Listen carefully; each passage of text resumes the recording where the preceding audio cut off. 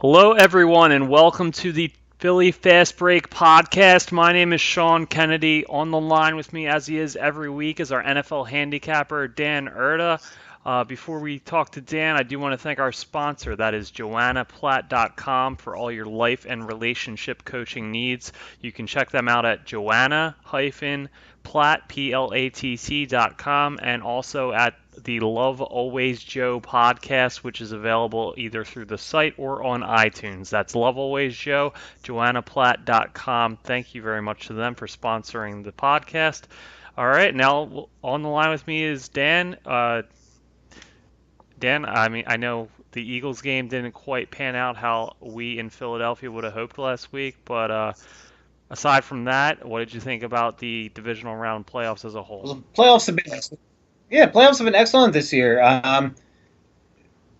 Every team could have won every game. Oh, actually, the Chiefs kind of dominated last week, so that game was a little bit of a laugher. Pat's game as well.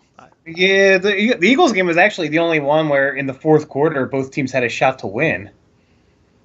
I think that, look, I really, really, really wanted the Eagles to win, obviously, but I do think that I think the right Final Four are the four teams that are still in it right now. Yeah, these were the. I know the Pats weren't. There was a couple weeks there where they weren't in position to be the 2 seed and get the bye, or maybe it was just 1 week, but Houston was up there. But yeah, the majority of the season it was Saints, Rams, and Chiefs, Patriots. They were the top 4 teams. That was pretty much the consensus for the majority of the year. Both matchups that we'll talk about this weekend, they actually happened during the year already. Those teams have met already, and they were both incredibly exciting games, both really high-scoring games. So we get really good rematches of those, and should make for an exciting weekend this weekend, but or on Sunday, I should say. But yeah, I agree. These were the right 4 teams, I think, got to the end. It's not like one of those years where somebody squeaks in at 9-7 like the Giants did one year and like play 3 good games and suddenly they're in the Super Bowl. So I do like it when the regular season, is a good barometer for who the best teams are, and we get to see them play it out for the Super Bowl in 2 weeks from now. So I agree, but it would have been awesome to see Nick Foles with the ball at the 2-minute warning from the 15 with 4 plays to get in the end zone. It would have been awesome. Yeah, it was a shame how that worked out, and Jeffrey, one of the best set of hands in the league, and catches that ball 98 times out of 100. It was right in his hands, no one on him, and probably would have been interesting. We'll never know, I guess, but yeah, with Foles at 15, 20 yard line, wherever they would have ended up, and 2 minutes to work as much clock, and they could have ran the ball and had the whole playbook at their disposal, and needing just a touchdown and extra point to win it. That would have been something to see, and that was a magical run. It would have been interesting to see how far they could have continued to go, but was not to be. So instead, we have the Saints moving on, and they're hosting the Rams this weekend. Before we talk about that game and the AFC Conference Championship, 1-1 week for you last week. Chiefs covered for you. Unfortunately, the Cowboys-Rams game was not under. It actually went over with some late fourth quarter scoring. I went 0-1 as my Saints Chargers teaser that apparently everyone was on, unbeknownst to me. But the Chargers got destroyed by the Pats and didn't cover +10, so didn't work out for me. Yeah, what'd you think about how those plays worked out? Well, if you knew that Anthony Lynn was going to play a zone defense against the Patriots, you probably wouldn't have made the play. I thought he was going to. I thought he was going to go 9 defensive backs this week. Double down on the previous week's strategy. Yeah, he basically did. They basically used the same offense for Lamar Jackson against Tom Brady, and Tom Brady's a little bit better than Lamar Jackson. Yeah, just a bit. He has a little bit more experience, at least. A little bit, and that's what happens. The Patriots did not look that great at certain points during the year, but they get their home field, and they've been there before.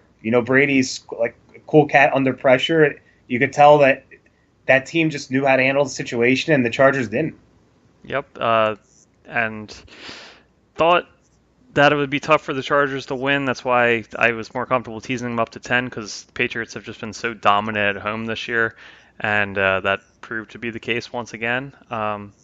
But they won't be at home this week. They have to head on the road as the 2 seed to play the 1 seed Kansas City Chiefs. So let's talk about this weekend's matchups, Dan. We have at 3:05 will be Saints Rams. That game is in New Orleans, and 6:40 Chiefs Patriots. That game is in KC. So we talked a little bit offline, but and we each have a play in one of these games, so we'll get to cover them both. So why don't you go ahead and give us your first play, and we'll talk about that game. Yeah, the Rams Saints, I like the over. It's currently at 56.5. I don't see how this game is not played in the 60s. As you said, these teams have matched up already this year, and it was a very, very high scoring game. It was 45-35. They got to 80, and I just don't think these teams, there's nothing significantly different about either of these teams that makes me think the game script is going to be any different. It's not like any of these teams' defense got any better. Um, they know that both of the teams know that their key to winning games is to outscore the opponent, and both of them are going to try to do so. Unlike the other game on the slate, this game is played indoors, so there's no weather to worry about or anything outside factors that could impact it. I just think it's going to be a slugfest. I feel like if these two teams each did not play their best game at all, and they each played maybe 70%, they'd still go over this. I just think it's one of those times where you can't set a line high enough, and I feel like this is a very easy bet. All right, my counterpoints would be that the Saints defense has been playing a lot better since the first time these teams met. You saw it against the Eagles last week when they got put in a bad position on the first drive with the pick, and they looked a little taken aback by how that game started. But after that, they settled down and played really good defense for the last 50 minutes of the game. Um, so they've been playing really well the last 2 months or so, and the Rams got Talib back since the first time these teams met, and the Rams offense just hasn't been the same since Cooper Kupp went out. The Goff has not looked. That was kind of his security blanket, having Kupp in the middle there for those short underneath passes. He just hasn't been as explosive as he was in the first couple months of the season. So I don't know. I'd be a little worried if the Saints do get into the shootout territory, whether Goff and that passing attack is able to keep up with them this time around.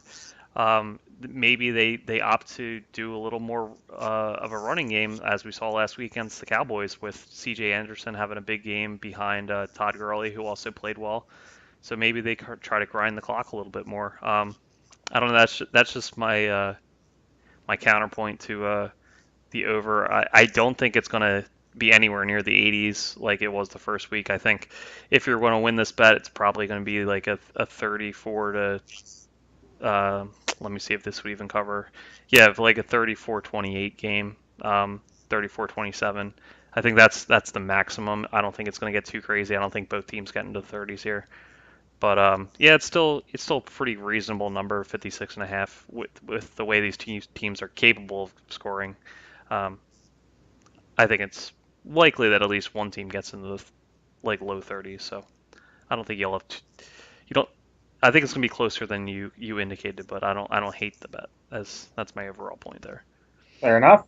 But in terms of the side, I kind of lean the Saints, but I don't have a side for any of these games. I think both games either team could win. They're both going to be exciting games. I'm just going to hope for an exciting shootout and see some points scored. Yeah, I'd lead in the Saints as well. For the reasons I mentioned, with the Rams offense looking uh, little worse than they did at the beginning of the season, and the Saints defense has been playing great to supplement and complement that offensive attack that they have. And Saints are at home. We talk about this a lot, how just different the Saints are at home. They got that crowd. They're great on the turf, and they're just a different team there. So I would definitely lean the Saints if I was picking a side. But there's that extra hook at 3.5, and the Rams have been a great team all season, and Sean McVay is a good coach. I'm excited to see what schemes he and Sean Payton both work out for this week. So should be a great game. And you're taking over 56 and a half in that one, so that would certainly portend an exciting game. So I hope not only for your bet, but for everybody watching that it is a high scoring game. Should be fun. Yep. All right, so the other game we have is the 6:40 game between the Chiefs and the Patriots. This is where my one play this week takes place. I'm actually also going with the total, but I'm taking the under. So I'm taking under 55 and a half. Like the Rams Saints game, this previous meeting between these teams also got into the 80s. That was a 43 to 40 win for New England back in October. However, unlike that game, this game is going to be much colder. We're expecting Arctic blasts to come through, and it's going to be anywhere between -5 and 10 degrees Fahrenheit around game time. It's a night game. You know, the ball's going to be a rock. The teams are going to be freezing out there. I expect a lot of running the ball from at least the Patriots' perspective. With they had a really good ground game last week with Sony Michel. I think they'll try to keep that going and keep the ball out of Patrick Mahomes and that KC's offense's hands as much as possible. I definitely see this as like the classic Belichick game where he schemes it uh, and is able to exploit a Kansas City defense that has been playing a lot better, and that's partly why I like the under. Justin Houston came back, and their defense has been much better since the beginning of the year when they were awful. Um, and we saw it last week when that D line came to play, and they had a number of sacks last week, and hurries and everything else, and they looked really good against the Colts. Um, but their rush defense is still the weak part of that unit, so I think New England's going to continue to run the ball a lot, and obviously that'll run the clock, and they'll do that ball control style attack that they do so well. And hey, this is Mahomes looked very good last week against Indianapolis, but he's never faced a Bill Belichick defense in the playoffs. I think if anyone's going to be able to scheme up something to stop Andy Reid's offense there, I think it'll be Bill Belichick. So 55 and a half is a high total with the weather and Belichick's past proclivity for shutting down good offenses. And if anyone can do it, I think he can. Um, I just think it's going to be a lower scoring game. I see it being like a 27 to 20 type game, and I think 55 and a half is a little high for how everything's going to shake out. So I'm taking the under here. Yeah, I like your reasoning. I like the Belichick scheming because I definitely think they're going to run the ball. Kansas City, I believe, at the 30th ranked run defense in the league. But the weather is really going to play a factor, I think. Look, Patrick Mahomes, it was his first playoff game ever last week. Most quarterbacks struggle in their first game. He did not at all. He kind of just defies every rule. But you have to think, has he ever played in this kind of weather? I mean, he went to college at Texas Tech. They play in a dome, I believe. Um, I can't. I obviously can't go back and look at every game he's ever played in any level, but it has to be something completely new for him. They are home, so that's good, but the ball's going to be hard as a rock. So even if he does get some great throws off, it's going to be very difficult to catch. And it really does suck because I think if it becomes like a battle of the running games, New England's going to win the game. I really don't want to see them in the Super Bowl again. So I'm hoping Kansas City can pull it out. I hope, just for entertainment purposes, that some points are scored, but I absolutely see your reasoning on the under. What number do you have it at right now? 55 and a half. Okay, that's how I have that. to. Yep. Yeah, I like it. I like it a lot. It's going to be very interesting to see how these offenses respond to the conditions. Yep, and that's a good point about Mahomes. Yeah, not only did he play at Texas Tech, but he's also from Texas. Grew up there, so I know those Texas nights can get a little cold sometimes, but I definitely know that, or I suspect it never got down as low as 10 degrees. So yeah, it'll be interesting to see how he responds in that type of weather and whether that Chiefs offense can be as dynamic as it has been pretty much all season long, and especially against Belichick and that Patriots defense where they really do have a good secondary. I know their defense gets maligned a little bit, but the secondary is solid. So we'll see. It should be a good game. As we said, probably top four teams in everybody's mind throughout the season, all taking the field on Sunday. Winners will meet 2 weeks in the Super Bowl. So doesn't get much better than that, Dan. Yeah, and you know what else I wanted to ask you is, and the way I'm looking at it this weekend is, I know he left on a bad note and left some fans with a bad taste in their mouth, but now that the Eagles have a Super Bowl, I'm really kind of rooting for Andy Reid to get his. Yeah, I mean, even before they won last year, I was still rooting for him. I mean, it was always Uh, a situation. I You were not? if he got one with Kansas City before the Eagles got one, I would have been pissed after all those times he got us so close and then choked in the championship game or in the Super Bowl. I would have been upset if he got one before we did. But now that we got one, I kind of do want to see him get one because he was a great coach.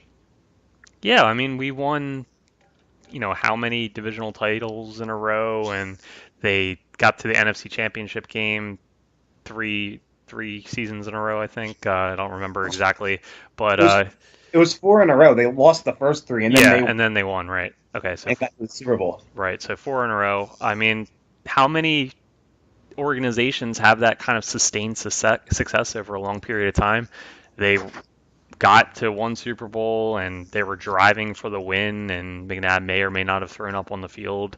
Um, yeah, and they certainly had their issues with clock management, and there were a lot of frustrating things, and that's why it was, definitely time for him to go and to start something new in Philadelphia and try something different.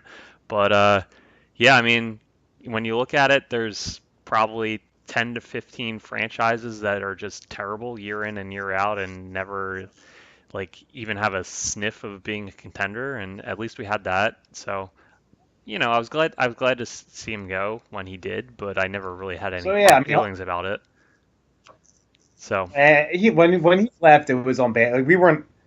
It was like a bad breakup where yeah, the time you had was good, but just the end had left a bad taste in your mouth, and that's how I was up until now. But now I'm ready to let bygones be bygones. I hope he gets at least a play in the Super Bowl.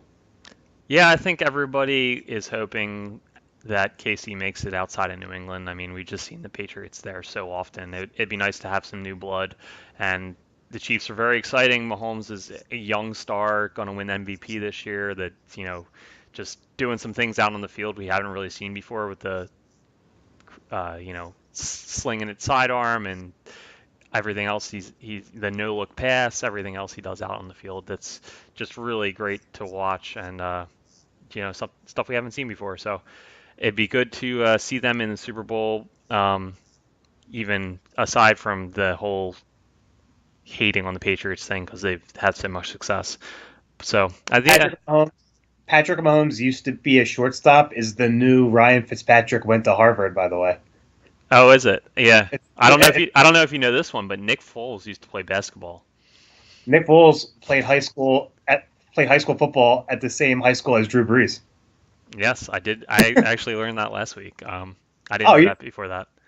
that was a big deal in 2013 when they were facing off in the playoffs. Was it? It's like it's like it's like the Ryan Tannehill was a wide receiver. Ryan Fitzpatrick went to Harvard. Those things that announcers bring up every time and act like it's the first time anyone's ever brought it up. It's quite funny. Matthew Stafford was the catcher for Clayton Kershaw. Yes, that was perfect. That's a great example. Yep. Yeah, there's always those floating around. Um, yeah, so hopefully the under hits for me, and yeah, I would definitely prefer to see the Chiefs win this one. So we'll see how it plays out. They are certainly evenly matched, as the line of 3 points would indicate. 3 points for home field, and aside from that, Vegas views them as being dead even. So yeah, it should be a great Sunday of football action. Got everything kicking off at 3:05 and then 6:40. So Dan is taking the over in the Saints Rams game, 56 and a half. I'm taking the under in the Chiefs Patriots games, under 55 and a half. So all right, Dan, that'll do it for us this week, and then we will talk again in 2 weeks to go over our big Super Bowl betting podcast. We'll have all the props to discuss, and the game itself. It'll be glorious. That's my favorite one all year. I agree. That'll be fun, especially because the playoff ones are short because there aren't that many games. There's really not that much to say. We'll have a lot of fun props in that one though. Absolutely. That's Over under 0.5 catches for Anthony Sherman in the Super Bowl. Those are the kind of props that we like to play around with. that's right. And the under will be a lock if the Pats win this Sunday. So, Oh well, yes. but yeah, that's my favorite to dive into. It's just the pages and pages of Super Bowl props that they put out every year, and you can do cross sport props with other sport games that are going on that day, and the entertainment ones and everything. It's really fun. That's so can't wait for that one. But first, we got two really exciting games on Sunday, so that'll be what we tune in for first before we really get to the main event. Yes, sir. All right, so enjoy the conference championship games on Sunday, everybody, and good luck with all your wagering. And we will talk to you again in 2 weeks. Good luck.